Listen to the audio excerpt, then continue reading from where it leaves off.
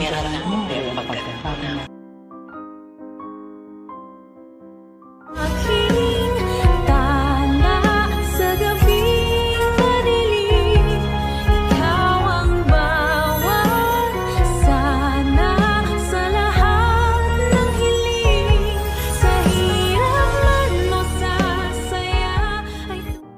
Ay, grabe talaga nangyari ngayon sa abot kamay na pangarap na kung saan niya pinakita nga episode para bukas o yung teaser. Yes guys, dito nga unang-unang pinakita is ito nga si Annalyn. Yes guys, mukhang babalik na nga ito sa Apex doon sa kung saan siya nanggaling, no? Kung saan siya nag-aral, kung saan siya tinanggap at naging magaling na doktora, at ganyan din dito rin siya sumikat noon at dito rin siya nagtrabaho para nga mismo sa pamilya niya, at dito niya rin nakilala na dito pala nakatira yung magtatrabaho yung tatay niya. Yes guys, nakita niya na dito pala siya talaga dapat kasi isa siyang tanyag. And yes guys, yung Apex is maraming memorable na nangyari sa kanyang buhay. Yes guys, bagong lahat, no, please like and subscribe sa aking channel, no?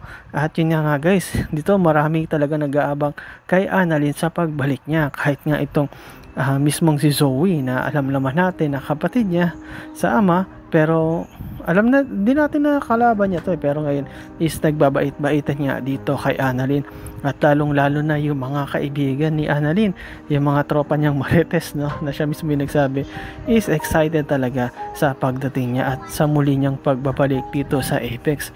Lahat nandito, lahat present, lahat ng nurse at doktor is nandito, at yung mga tatrabaho din, at pinakita dito na wini-welcome talaga nila itong si Annalyn. And yes guys, ito nga si Tita Giselle niya is pinakilala lahat itong si Annalyn at sinabi na welcome back Annalyn sa muli mong pagtatrabaho dito nga sa Apex. At makita mo guys na lahat is masaya, no? Lahat nagpalakpakan, iba napapatalon pa, lalo na yung mga kaibigan niya, no, na talaga excited rin makasama ang ito nga si Annalyn, itong pinaka-leader nila, ang leader of the gang, no, o leader ng Marites group. Yun na nga guys, na talagang masaya din si Annalyn kasi nga mauli niya makakasama ang kanyang dating mga katrabaho. Kahit naman siguro ikaw na yung dati mo kasama na umalis tapos bumalik, matutuwa ka, no? At yan nga guys, makita mo dito sa mga ngiti ni Annalyn is talagang masaya siya na makabalik dito sa Apex. At hindi lang yan kasi para makasama niya rin tatay niya, tita niya, at yung mga kapatid niya o kapatid niya tsaka yung pinsan niya, no? Ito nga si Zoe at ito rin si Justin, at excited siya muli sa panibagong mga mangyayari kasi sa pagbabalik niya dito is talagang meron agad na kumbaga parang pasalubong sa kanya, And yes guys, no, habang wini-welcome nga itong si Annalyn is dumating itong si Justin. At nung dumating nga ito namang si Zoe is winelcome din siya, no, na nagpaparinig. Yes guys, sabi nga niya, buti na lang dito ka na Annalyn at meron akong kakampi. Kasi merong isa dyan na masama na yung ugali o lumalaki na yung ulo. May kasabi niya, like mother, like daughter, no? And then sabi ni Justin na, bakit ako ba yung pinariringgan mo? Mukhang pinariringgan mo ako. And yes guys, totoo naman na pinariringgan mismo ni Zoe itong si Justin, na talagang nanggigigil ito. Kung matandaan niyo last nung mga episode, talagang nag-aaway ito, nagsasabunutan, nagsasampalan, kaya hindi mo maiwasan na magparinig itong si Zoe. At habang nagpaparinig nga itong si Zoe is mararamdaman mo, makikita mo na tila nagkakainitan na itong dalawa. At ito nga, no, sumasagot din tong si Justin, bakit akong pinag-iinitan mo? Ikaw nga tong masama ang ugali dyan, at ikaw nga tong may balak talaga o may planong masama dito nga kay Lolo Pepe mo, at masaya ka nga kasi namatay na siya. At talaga makita mo na nagigigil ito si Zoe dito nga kay Justin at nag-aaway sila. Ngunit buti na lang nandito na rin si Annalyn para awatin sila. Yes guys, ay nga isang silbi ni Annalyn dito, no? Kaya siya bumalik dito sa Apex is talaga nag-aalala siya dito sa magpinsan na ito, o magpinsan ko, no? Pero alam naman natin na itong si Zoe is hindi talaga yan tanyag. Sa totoo lang, no, marami nga netizens na nagsasabi na hindi pa nakokonsensya ito talagang si Zoe, katulad talaga ito sa mama niya. Kumbaga ito talaga dapat yung sinasabi niya, like mother, like daughter, kasi talagang hanggat maaring itanggi nila is itatanggi nila. magsisinungaling sila para lang mismo na maging maging mabango sila sa harap ng tao.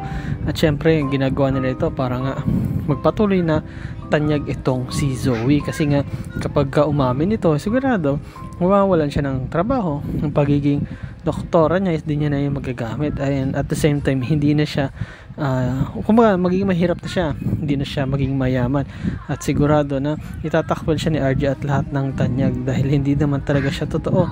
Kapag nalaman nila na ang totoong tatay pala ni Zoe is ito kang si Doc Carlos Benitez. Yes guys, pag nalaman din yan mismo ni Lynette, is sigurado na maghihiwalay itong mga to. And at the same time guys, dito nga pinakita na may bago na namang kumbaga challenge na naman itong pagbalik dito ni Annalyn. May bago na namang pasyente na o-opera ito nga si Carla. Yes guys, sabi nga ni Doc Luke na ito nga si Carla is kailangang ma-operahan, at nagpapasalamat nga agad itong si Carla sa kanya. Ngunit sabi nga ni Annalyn na bakit, ano bang o-operahan sa kanya? Yes guys, yung operahan sa kanya is mukhang magiging mahirap ito at magiging delikado, at syempre patungkol pa rin to sa utak, no? Pero dito nga guys, pinakita ito nga si Carlos is talagang hindi siya makapokus ngayon sa trabaho niya. Bakit? Kasi nga lagi niya nakikita yung kanyang asawa, no? Ito matindi rin tong si Carlos, no? Manang-mana talaga dito si Zoe na dinideny at talagang nagsisinungaling para lang mapagtakpan yung mga kasinungalingan nila. Kahit nandyan yung asawa niya, talagang sinasabi niya na niloloko itong si Lynette, pero kitang-kita naman na itong una niyang asawa. Buti na lang mabait nga lang tong si Irene Benitez kasi talagang hindi pa ito nagsasabi kay Lynette kung totoo o kung ano ba talaga yung ginagawa niya dito sa East Ridge, no, o dito sa Pilipinas, at ano ba talaga ang plano nito ni Irene dito nga sa lagi siya nagpapakita dito kay Carlos.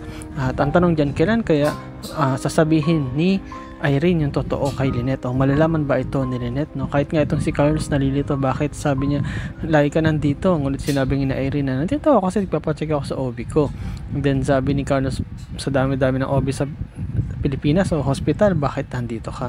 At talagang tumatawa lang tong si Irene, at talagang meron siyang malalim na plano. Ano kaya yan guys, no? Pero dito nga guys, pinakita na itong si Moira is tila may kakaibang nangyari sa kanya after nga niya lumabas doon nga sa may Bartolina. Yes guys, tinatanong nga siya ni Ninang, sabi sa kanya, oh, kamusta na Moira? Kamusta na yung kilala mo sa labas? May update na ba? May pinadala na bang pera? Kailangan na ba tayong bumawi? Kailangan na ba natin gumante? Ngunit dito, lumapit siya o tumayo siya dun sa pagkakaupo niya at sinabi niya kay Ninang, no, na pasensya ka na Ninang, pero hindi na ako maghihigante. And then nagulat si Ninang, ano sinasabi mo? At sinabi nga ni Moira na kasi nagbago na ako. What? Yes guys, ayun mismo yung sinabi ni Moira, na nagbago na siya o nagbabago na siya, sapagkat sinabi nga niya kay Ninang na gusto ko nang magbagong buhay, ayoko nang gawin yung mga dating ginagawa ko na masama, at gusto ko na rin baguhin ang sarili ko.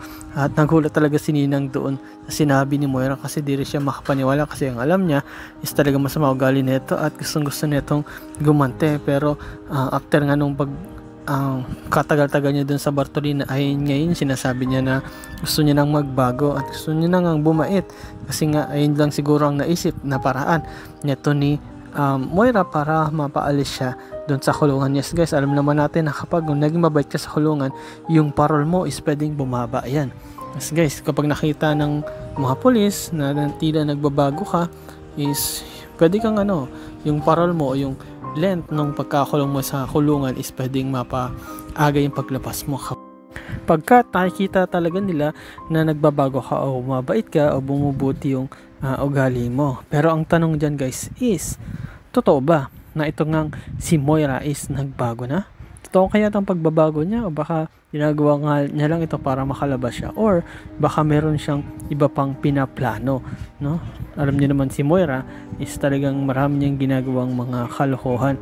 Ngunit malay nyo, baka magbago rin talaga siya, baka nakonsensya na rin siya dahil sa pagkawala nga neto ni Don Pepe. Pero ang tanong dyan guys din, isa pa is, ito kayang si Irene mabubuking na ba to ni Lynette, lalo na't si Lynette is bumalik na sa trabaho. Ano kang gagawin neto ni Carlos para mapagtakpan pa rin itong si Lynette? At ito namang si Annalyn, ano kayang panibagong mangyayari sa kanya sa pagbabalik niya sa Apex.